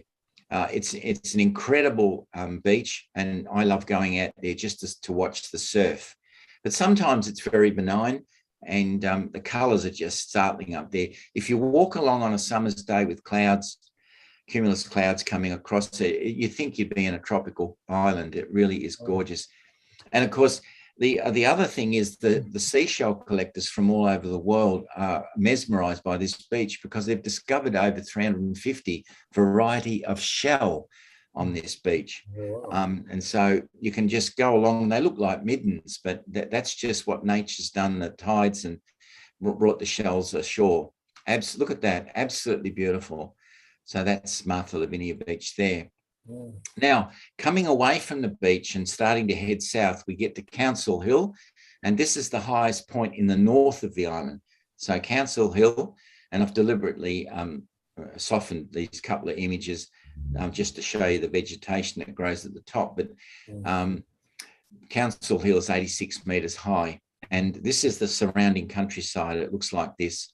So you've got pockets of Melaleuca and beautiful eucalypts. And then just south of that, through the huge reserve. So there's a Martha Lavinia Reserve, which covers, you know, a heap of the island up there. You've got Sea Elephant River, which runs into the Sea Elephant Inlet. Now, back in the colonial days, of course, when they discovered sea elephants there, they wiped them out in a matter of a decade. But it used to be one of the most prolific places on the planet for sea elephants. Yeah. And that's not to say that you can't find one. So very occasionally, this is a baby sea elephant. Yeah, absolutely beautiful. Wow. So on the left here, there's a couple of scenes of Sea Elephant Lagoon. I haven't yet found a very beautiful spot. Sometime I'd like to go there. You can see Council Hill in the top picture. You can just see Council Hill at the back there. But I'd love to be able to paddle out there one day. There was, for many number of years, someone ran an oyster farm in there, and I actually tried the oysters once. They were lovely. But I have had the privilege of seeing a baby sea elephant come in and call it home. So as cute as. Now, coming further south, we've now left the beaches, and we've also come south of the reserve, and we come into what's called Blowhole Creek. Now, this is a very pretty area because you've actually got the blowhole here and you've got Frazier's Beach all in the one area. Sadly, I've often got some gorgeous shots here, and you can just see, looking out towards the clouds in the ocean in the middle of this picture, you can see Councillor Island, which is part of the King Island group. Okay, so we've got some gorgeous photography to be had around Blowhole Creek. And then when you walk round and come actually onto the beach itself, Blowhole Beach, this is where there actually was a blowhole. And sadly, a few years ago, there was a horrendous easterly, and it collapsed because it's not granite, it's more of a sandstone kind of coastline along here, and the blowhole collapsed. But at low tide, you've got these beautiful formations, and I absolutely love it. You've got little rock pools, and if a storm comes, like in the right side there, it is just lovely. You can see a storm coming over Councillor Island there. Mm. And in the left side, you can look towards Frazier Beach, and you can see Narracoopa, the little village over there, which we'll head for in a moment. But there's Councillor Island and the beautiful Frazier Beach. Mm. And between the two beaches, between where the blowhole used to be and Frazier's Beach, there's Cowper Point, which had some beautiful sandstony kind of rocks. Okay, so that's Fraser Beach, and Sea Elephant Bay. Very hard sand here.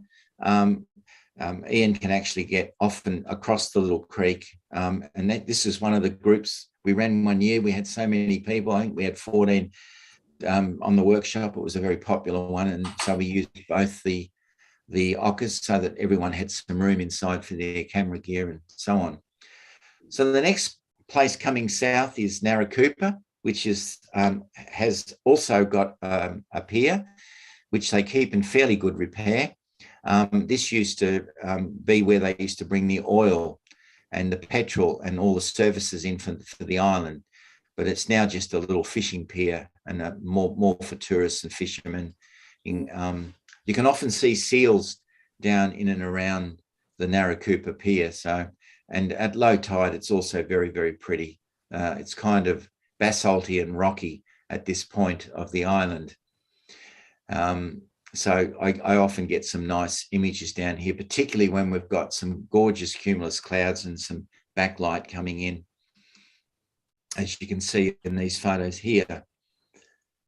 And of course, sometimes because the east side of the island is calmer, they often park their boats around here if there's a storm raging on the western side. Now, just down, you can see there, looking down the beach, you can see Narracoopa Pier. But when you come south of Narracoopa Pier, you come along a little road called Lovers Lane, And it comes to Fraser's Bluff, and it's very pretty down through that area as well. Now, we leave the coast here. So the road finishes at Lovers Lane. So you double back and you go through the little village of Narracoopa, and you come inland and you come to the largest state forest on King Island, which is a huge reserve. It's called the Pagara State Forest. And there's many, many roads in here, and they've got different plantings of blue gum and other eucalypts. And they've also got a vast area of natural King Island forest that's never been cleared. And it's really gorgeous to go in there and see what the island looked like before, you know, white man came and chopped it all down for farmland. And there's gorgeous little lagoons or little ponds in the Pagara State Forest. Oh, and wow. I often get very pretty photographs in there, especially around the water holes. Yeah. Now, we're heading south again. So south from Narracoopa towards the bottom of the island, we've got some very interesting places. And one of them, and my favourite, is called the Wall. And I don't know why they call it that. I'm guessing one of the local farmers there told me, one of the local graziers, he said they call it, he said, I believe they call it the Wall because there was nowhere for a ship to safely come in and anchor. It was sort of like a wall or cliff face of vegetation. So it just naturally became the Wall. And it is an amazing bit of coastline. And when you look, but like directly in front of it, when you get there on one of the little side roads, or you look both sides, you can see how it's scenically beautiful, but it's impenetrable as far as, early shipping was concerned. Yeah. So it affectionately got that name. And even in the summer, so that's the spring, and then it dries off, it still looks incredibly beautiful. There's an interesting looking creek in that area called Barrier Creek. I'm just looking at Google and on my topographic maps. It's quite a steep chasm. Very steep, Nick. I've not been down that one. The one I've been down is Yarra Creek, and I'll show you in a moment, because Yarra Creek, actually, I don't know why they haven't built sort of like a walking track and platform down there, because they've actually, when it rains, it becomes a waterfall. Yeah. So when we leave this area called the Wall, we then head for Yarra Creek, and it actually, you can see the waterfall there and the tall eucalypts. So I've only been into this area once. It's quite impenetrable, and I slipped one time. I went down in there and I wasn't very happy about it because I think I cracked one of my lenses. But it's an incredible diverse area, this Yarra Creek, and of course the Yarra Creek has got lots of rainforest and huge tree ferns. It's an incredible spot. You wouldn't even think you were on King Island. And of course, that runs into the city of Melbourne Bay. And the city of Melbourne Bay, the rock formations change here. They become very red. They've got all sorts of different shapes.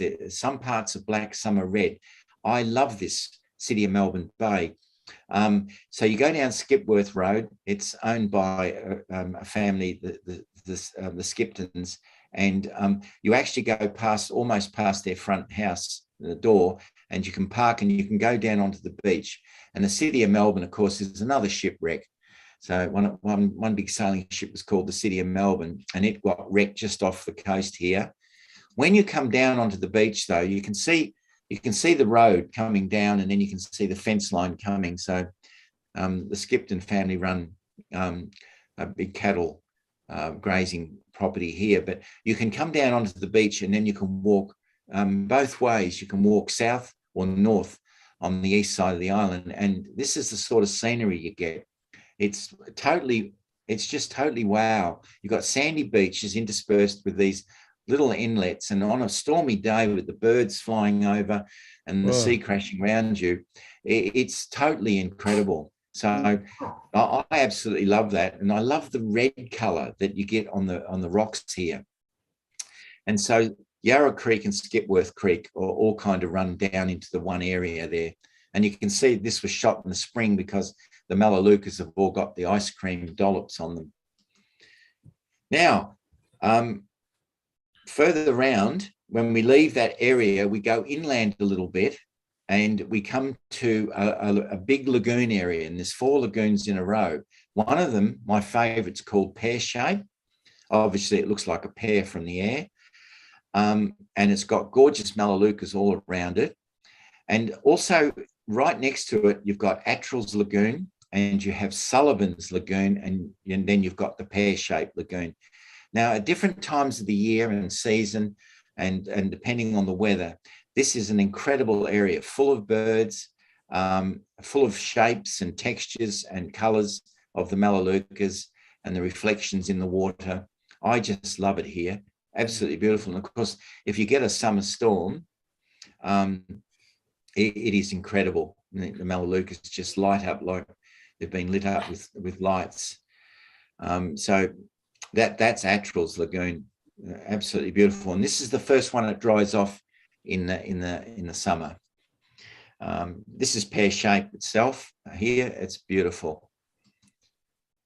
And it's bounded by 2, and then you've got the big one across the road. And the bird life on here, the geese and the swans are incredible. So that's this area in its different seasons and the different colours. And then Little Attrill's Lagoon's got one part of it's got a lot of Melaleucas in it, and you can see where the water was and where it is now, and it gets all night green and spooky. And I go in there and I often think, I could be in the Everglades of Florida. It's kind of weird because one minute you're on sand dunes, the next minute you're in this sort of environment. It's just beautiful. Now, back in the colonial days, someone grew a big plantation of macrocarpa pines, and in the right light, they're still there now, right next to the road, and you can get in amongst these, and the shapes, they're just beautiful. So that's just another little extra to look at when you're in this lagoon area. Now, when we come back towards Grassy, we've got the highest point on the island. And it doesn't look like the highest point. It's just that it slightly rises all the way for a few kilometres, and it's called Gentle Annie. Now, it's the highest point on the island at 163 metres. And of course, there's a big telecommunications tower, which is actually directly behind my view here. But it's got a beautiful outlook. And sometimes when the weather's just passing through in the morning and the clouds are parting, it is just delightful. Now, between just before you pass through Gentle Annie, in the same area, there's another gorgeous little area called Linwood, and it often floods on the side of the road, and you get all these beautiful textures too in the winter time. Now, we come into Grassy. Grassy's where the best harbour is on the island. It truly is a beautiful harbour, and it was made possible by a British firm that ran the Scheelite mine. So Grassy Harbour now is a haven for yachtsmen. If Bass Strait is hammering a gale, all the yachtsmen out and about in Bass Strait will head for Grassy Harbour, where they're totally protected. And this is where all the merchandise comes in and out for the island, and everything's shipped on and off, mostly from here, either cattle or goods. Now, over there behind that lobster boat, you can see a little island and a causeway. The causeway was built by the British Mining Company, but there's a little island out there called Penguin Island, and there's more penguins on that island than there are on Phillip Island, honestly. And you can go down at night, and the little darlings come in, and you can just photograph them as they walk past. And if you sit still on the rocks, they'll hop over your feet. It truly is a delight. So it's aptly named Penguin Island. I think Ian told me once they recorded about 10,000 there, they think, breeding penguins, little penguins there. Absolutely beautiful. Now, the Scheelite mine at Grassy, this is photographed when it was flooded, and you can see in the background the causeway and the little island. So that's the harbour. And of course, they mine Scheelite for the tungsten, which is a steel hardener. And of course, they've since pumped it out. But when I had the opportunity, I used to walk all around it and come down it. was 600 foot of water in it. It looked like Mount Gambier on a good day, and it was totally incredible. Well, they've pumped all that water out now, and they're almost ready to mine for tungsten again. But that was when it was flooded, and I thought it was very, very pretty. Okay, Grassy Bay is in front of the mine, and then further around, you've got Little Grassy Bay. Another favourite spot of mine is because Grassy Bay, in all its glory, leads across Grassy Creek over to the other side, and you come round across the sand, and you come up all these rocks to Sandblow Point. And Sandblow Point is what separates Little Grassy Bay from the next bay over, which is one of my favourites in the whole of the island, and that is, I'll show you in a minute, Broken Arm Beach. Anyway, this is Sandblow Point, and the lichen on the rocks here is as red as you wouldn't believe it. But interspersed between the granite outcrops, you've got the sandbars, which is amazing. There's some lovely photography to be had through this area here as well. But here is my favourite spot. You come over from Sandblow Point and you come on to Broken Arm Beach. And what a wow of a beach this is. You never see anyone on it. In fact, one of the islanders once told me that she'd lived there all her life and hadn't even heard of it. But it's wonderful to go and photograph, and it's got some gorgeous rock formations. It also has a little creek, Broken Arm Creek, running into it. And I'll just quickly show you some of these gorgeous images that I've taken there. Up the other end of the beach, the granite gets pinker, if you can believe it. And the lichen is more orange rather than red. But that changes again when it goes further around the island. But I love this beach, and it's well worth seeing. There's Broken Arm Creek. Okay, when we leave Broken Arm Beach, you can actually go to Red Hut Road, and Red Hut Road will take you down to Red Hut Point. Now, looking here, you can see the bottom of the island. So we've got Collier's Beach, we've got Red Hut Beach in front of us, and then we've got Red Hut Point, and then we've got Collier's Beach, then we've got Sealer's Bay and Big Lake. So I'll run through all these now. It's a favourite place of mine to see the bottom of the island. That's my lovely wife, Anne, looking out over the Southern Ocean there, or Bass Strait. Coming on to Collier's Beach, it's a favourite spot for fishing. So the locals come down here to catch bay trout and all sorts of things. It's a really good fishing area, Collier's Beach. There's just another couple of images from the coastline. And then we come to Seal Point. So round from Collier's Beach, we've got 2 points very close together, Seal Point and then Black Point. And we always take the group down here because it's an amazing, wild and rugged place.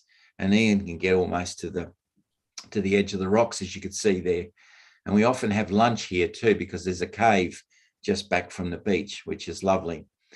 So even on a most stormy day, you can get incredible images here, because there's some actual arches in the black rocks down here. Incredible colours. And this is Black Point, just on the about 300 or 400 metres past another little beach, and on the other side is Black Point. So when you go round past Black Point, you come into Sealer's Bay. But between that, what runs into Seal Bay is Big River. And the Melaleucas that grow along Big River are incredible. You can just see a wallaby looking at me on that little hill over there. It's probably Bennett's wallaby, yeah. So this, since we've entered into Collier's Beach and come into Black Point and Seal Point, we're actually on the Bowling family property, which is one of the oldest families on the island. They've been there since the mid-1800s, and they farm the bottom end of the island. Incredible Murray grey stud they've got down there, and they're very, very sensitive farmers. They make sure that the sand dunes are not blown out or overgrazed, and they have actually fence off a lot of the sensitive areas. And this is Big River, which runs into Seal Bay. But from Big River runs out of Big Lake, which I'll show you in a minute. So we've got Big River, which I love. And you can see some of the Murray Greys coming up to say hello. Big River winds its way round and comes into Big Lake, which is here. Now, this is where most of the black swans of King Island are. There's literally hundreds of them at any time on Big Lake. And you can just see the river running into the lake there now. Now, coming around, that's the bottom light beacon. You can just see that little white dot there on the hill behind. So we're looking directly across at Seal Bay, but we're now coming into an area called Stokes Point. So I'm looking into Seal Bay from almost Stokes Point. And this is where some real rugged weather happens. It's amazing to go down there, put a coat on and just watch this wild weather. Next stop, northern Tasmania. It's incredible. Yeah. So I love it.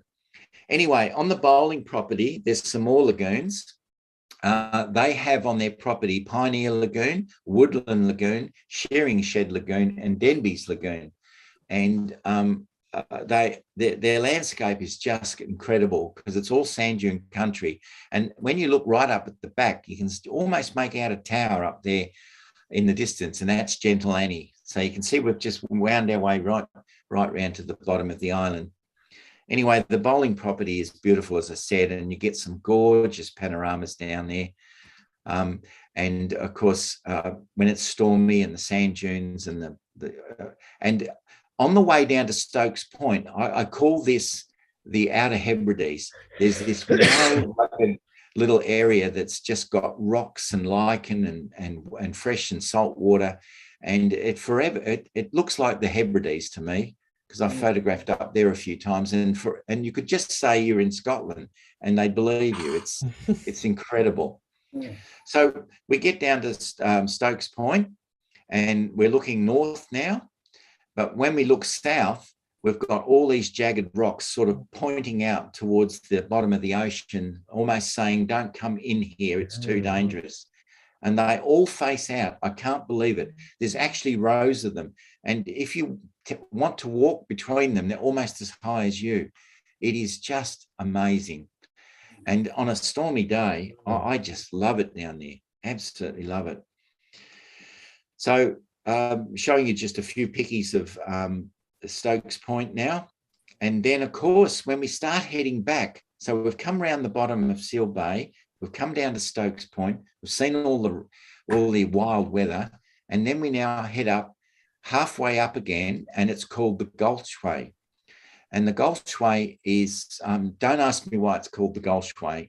I can only think because when you stand on the gravel road and look into each section of it, it looks like it's been built, almost like armaments. And the Carbobrotus down here, look, it's like walking on air. It's just so beautiful. And the light, when you get the light down there. So another favourite spot of mine near Stokes Point, the Gulchway. And the rock formations here too are absolutely divine, basically. So we start driving up now towards the next bay. And on the way to Surprise Bay, we get to a Sealer's Wall. Now, this was built way back in the 19th century. And I believe they call it the Sealer's Wall because there's a fairy tale that they used to trap seals in here. Well, maybe they did, maybe they didn't. But I believe that was built as a sheep pen originally. And that's what's left of it, these rocks all put in a line like that. Anyway, it's still affectionately called Sealer's Wall. And then from there, you come round into Surprise Bay. And it is a surprise. And the early sailors on ships, they got a surprise when they got there because it was a safe anchorage in a storm. And that's why it was called Surprise Bay. And it's a beautiful place for bird life, the terns again. It's also got some gorgeous rock formations. And then we get to what's called Surprise Point, which looks back into Surprise Bay. Again, some incredible scenery, coastal scenery and shoreline. And from there, we head north through all this rocky area, and we go into Seal Rocks. So that's my wife and my oldest son. They came down for a few days a couple of years ago with me, and we explored Seal Rocks, and we also walked right down to the on a calm day down into Seal Rocks. And from there, you can do this amazing walk. So there's just a few pictures of Seal Rocks, which are just absolutely beautiful. You can go to Copperhead Cliffs, aptly named because there's quite a few copperhead snakes on the. Unless you're really looking, you won't see them because they scarp as soon as they hear you. But it's a place where copperhead snakes are found. But it is an amazing coastline that Copperhead Cliffs walk. One well worth doing when you go to the island. And this is the kind of scenery you'll see. And at Seal Bay, just a couple of clicks back, you've got the incredible Calcified Forest. Calcified Forest. Yeah, which is basic. It's not a petrified forest. It's one of the only calcified forests, if not the only calcified forest in the world. Basically, calcium carbonate formed around the roots of an ancient forest, and all the trees died, of course, and so it's quite unique. And so what's left is just the shape of what looks like old tree trunks, but in fact it's the calcium carbonate that formed around them. And have you been there recently, Ian? I believe it's fenced off now. Am I wrong? What's that? The calcified forest. I think it's. I don't think you can walk out onto it as easily now. I might be wrong. I think my wife was saying when she went over there. Look, what happens? The Tasmanian Parks and Wildlife built a fenced and a viewing platform, but you can actually go in the bushland and walk. I don't believe you should touch it. It is so unique. So what I do is go around through the bush and then come in the top and just come to the edge and photograph down on it. But you should never, ever walk on it. And I tell people that because in years past, they just used to walk in it and take bits, you know. But it is a beautiful, unique, and you can get some nice shots from the viewing platform anyway if you've got the right lens. So it doesn't really matter. Yeah, and I just sort of point that out because it's yes. They have put a fence up, and you can shoot both sides from the fence because it's only a wire fence, and then they've got a gorgeous viewing platform. And then you've got Cataraqui Point. So you come out of the calcified forest, you start heading north a little bit, and Cataraqui Point, as you so rightly said, Nick, is where Australia's worst maritime disaster actually happened in Fitzmaurice Bay, but they call it Cataraqui Point because it was here that was the site of the worst disaster. Now, all those people that they found washed ashore because it was a shocking storm, they basically just buried them up on the mound there. So you can see on the left side of the photograph, there's this sand dune. So all the bodies are buried in there. So it really is quite a poignant sight, but it also is a gorgeous sight too. And you can see a friend of mine just standing down there on the rocks, so you can see how huge it is. And I mean, imagine on a dark, wild night getting wrecked there. Yeah. It's hard to fathom, isn't it? Yeah. So we leave Cataraqui Point and we then head back up to Ettrick Rock and Millers Bay. And we're nearly finished our journey around the island. We're from Ettrick Rock to Millers Bay. We then come back into Netherby Point, and from there it's a hop, step and jump into Curry. And I've just taken you around the island. Wow. And I think that's a pretty amazing journey, and I hope you've all enjoyed it. And just to finish off, I'd like to ask everyone if they could picture themselves there shooting on that beach with the tide out. That's Yellow Rock Beach, and isn't it beautiful? So even with the weather coming in, closing in, it just creates some amazing photographic opportunities. So there we go. And guess what's happening? Maybe you guys can take over. Yeah, absolutely. We're really, really excited to actually have the very first talking landscape photography workshop. And so we've been talking with Ian, and both Paul and I are very keen beans to get over to King Island. Super excited. There's just I believe the date in that one's different on that other slide, Ian, to this one. Yes, it's correct on the second one. So it's the 2nd to 5th of December this year.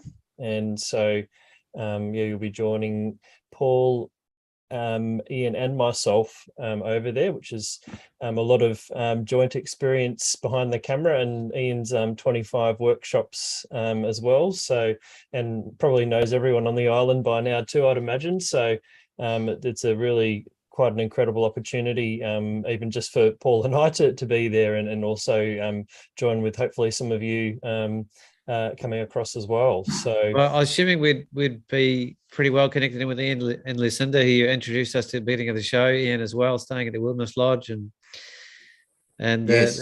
that's part of the experience. And I'm not joking. I don't think there's anybody alive that's more qualified to take us through than Ian. Goodness me. Yeah. So what I want everyone that wants to avail themselves of it. By the way, I'll just mention that the AV you saw tonight, plus another one that shows time lapse of storms and things on the island.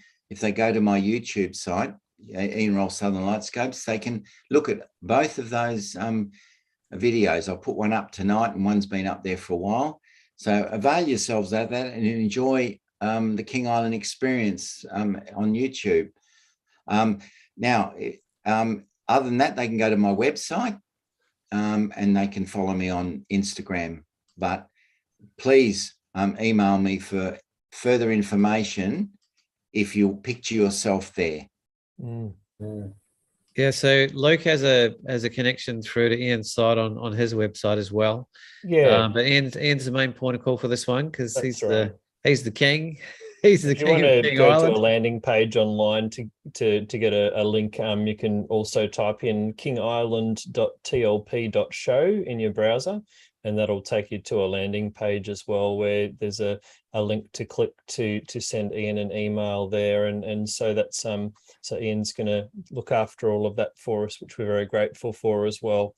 Feel free to get in touch with Paul or myself as well, and we can all get you some information and see if you'd like to join us. So it's very exciting, very exciting. Yeah, wonderful way to finish off the year, I have to say. And make sure to spend some time on Ian's site. There's not many people that have been in as many places in the world as him, and is still leading workshops all around the world to amazing places, and that I can only hope I would ever get a chance to get to in my life, especially the way the world's been the last couple of years. It looks like too, based on what we've seen, it's a pretty good time to be on King Island from the wildflower perspective and that kind of thing, too, which is really pretty exciting as well. It's probably the kind of place where it's any time and away, but I don't think anyone was left anything other than awestruck after that wildflower show. Yes. Oh my God. Yeah, it's pretty incredible. So no, that's. Well, I hope everyone enjoyed tonight. Absolutely. Ian, I certainly enjoyed delivering it. It was nice to have Nick join us tonight too, mate, and I hope you had an enjoyable evening with us as well. I absolutely did. It was wonderful, mate, and you've shown me a part of Tasmania that I don't know. I do note I haven't been invited on the workshop, but no one even bothered asking me. But anyway, I do actually have some leave at that time as well. But anyway, I won't be bitter about it. But I might have to think about getting over there and enjoying some of those sites. I've earmarked a couple of spots that I want to have a look at. I'm very intrigued by the deep little creeks on the southeastern side, such as Yarra Creek and Grassy River and a few others there. They look like great places for someone like me that likes to explore lush green rainforest bits. They're incredible, Nick. They really are. But it to me it strikes me as a place where a 4-day workshop will be a wonderful introduction. But I think it's the sort of place, as you would know, Ian, that you have to go back to time and time again to see it properly. And I think I have to make some plans to get over there and do some exploring. And look, to be honest, I always thought, because I've been to Flinders Island and I haven't been to King Island, and I always thought, looking at Flinders Island, that it would be a superior place for photography. But you've shown me quite clearly that they're both extremely wonderful places to go, and very different and unique and different in their own way. And I think even just looking at what we've seen today, it might even be a bit more diverse on King Island. Definitely. It looked like there was a lot more to shoot in the interior, whereas I feel like Flinders, you do really tend to gravitate to the coastline quite a lot more.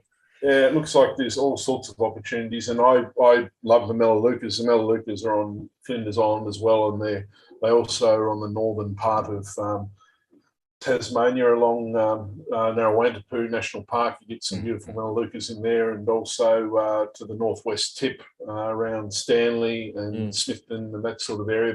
But clearly, King Island's the place to really see them, and there's such a beautiful tree to see in all different sorts of light, and just they look like they're in good shape too. Like a lot of the other ones you see around, they look a bit shabby here and there. A lot of the farmers are very conservation minded down there.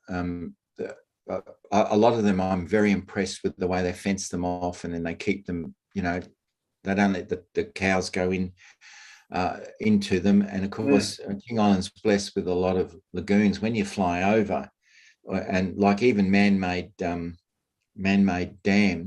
and they're large dams, and then they fence out from that as well, so that the dam's completely surrounded by Melaleucas. So it's beautiful. Like, you won't find taller anywhere. They are just lovely. And in terms of people getting themselves there, if they ever choose to venture, I believe the flights are from Moorabbin on the north, and I think potentially Wynyard / Burnie, Launceston, and even Hobart, depending on whether you're going with Sharp or King Island Airlines. Yeah, the best thing I can say is download the brochure from either Luke's site or my site, and then read it for yourself, and then ask me questions. It's not going to be hard, but we because of the uncertain nature of airfares, we can't put a price on it at the moment, but we can certainly give you land content which is advertised there. Yeah, I just meant for anyone that anytime they wanted to get themselves there, it's mainly getting there by light plane. And there's two main companies, Sharp and King Island, that you can get yourselves there. And I didn't actually realise, there's actually some direct ones from Hobart as well. Luke and I, but they don't go necessarily every day, so you've got to time it around that. A bit unusual, yeah. If you were to visit by yourself, and I'm not encouraging anyone to do that, they should be going in the workshop. But if you were to visit by yourself, is there adequate car hire on the island here? Yes, 90 cars on the island, I believe. There's plenty of cars. Yeah, terrific. Because not too many ockers, though. No, Ian's got the only 2 ockers, and the thing is, because there's quite a big workforce down there that goes in and out, and then of course all that, the factory, for instance, with the air conditioning and the refrigeration, they've got there's a lot of workmen specialists go in and out. There's quite a bit of building goes on the island as well. They can't get enough tradies in. There's a few millionaires bought properties down there for weekenders and getaways. So there's some very expensive homes being built on the island. And so there's people going in and out all the time. And when the Dolphin Enterprises, the mining company, starts up later in the year or early next year, there's going to be, a couple of hundred workers fly in and out to man that mine. And it's going to go ahead because they've sold the first 10 years of whatever they can get out of the mine to Sweden. So it's done and dusted. Wow. It's King Island has 25% of the world's tungsten outside of China. Wow. Oh, wow. Yeah, right. Okay. So the reason they closed it in the 80s was it was getting expensive to extract. But of course, modern mining practices, they're going to go in under the sea now. So there's huge seams of the tungsten or the scheelite under the ocean. So they're going to go deeper, and then they're going to go in and extract it from the under the sea. And I believe there's 30 years of supply there. And the American government has actually voiced a big interest in it staying, and being retained in with the company. So they're interested in it as well, because it's going to be used in all sorts of industries now, including armaments, but it's also going to be used in industries for electrical cars and things like that. So it kind of comes in under the umbrella of rare earths. So that's a goer. And of course the factory still produces the best cheese in Australia, I think, bar none. Very well known. Yeah, it's amazing. I'm definitely looking forward to delving into some of the produce. So, do we get to eat at the restaurant one night, Ian? Yes, mate, we do. All I can tell you about the cheese is don't go and get a cholesterol test when you've had a few days down there. It's pretty red. Yeah. Right. Just to follow up, like Luke and I are actually going to send out an email to all the Talking Like Say Photography people on our email list tomorrow about the workshop and some other fun news. And we're actually tucking in another Talking Landscape Photography workshop literally a few days later. If you want to double up with Lukey and I, we haven't asked Ian if he wants to come on our one yet.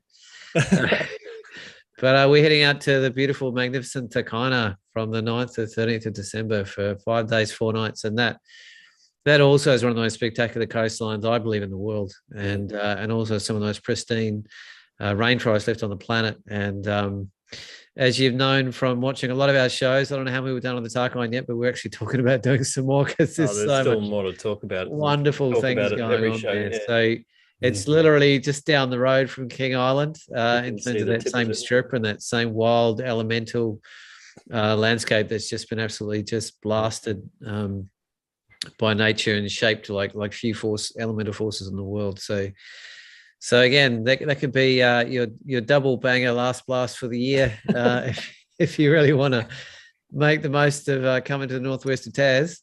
But we'll mention both in the workshop. So sorry, Nick, I had no idea you're free then, mate. You're feeling a bit guilty there now. It's all set in stone now. It's all recorded on YouTube. But really, it's all about Ian. Ian's the one who's set the whole thing up, and Luke and I really.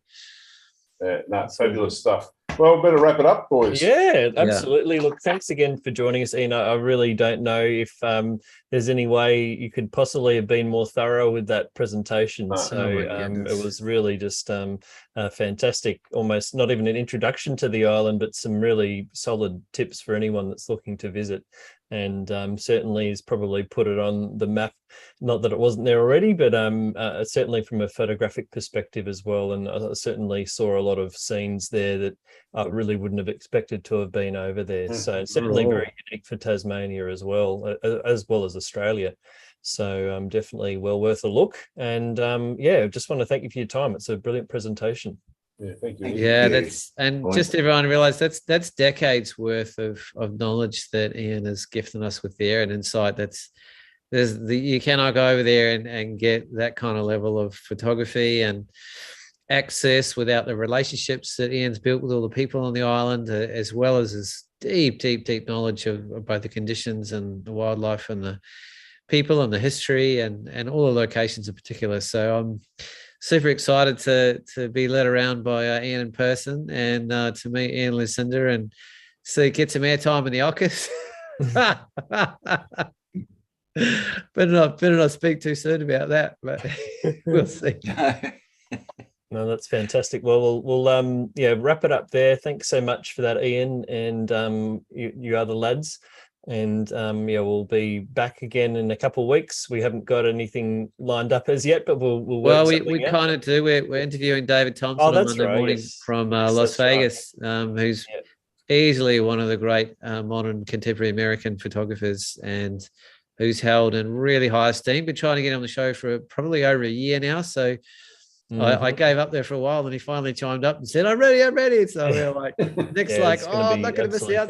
So we made the timing work, and going to have a beautiful session with him on Monday morning, which may end up on the next show. We'll see. Yes, we'll see how it all pans out. But thanks for joining us again, and we'll see you again next time. And thanks again, Ian.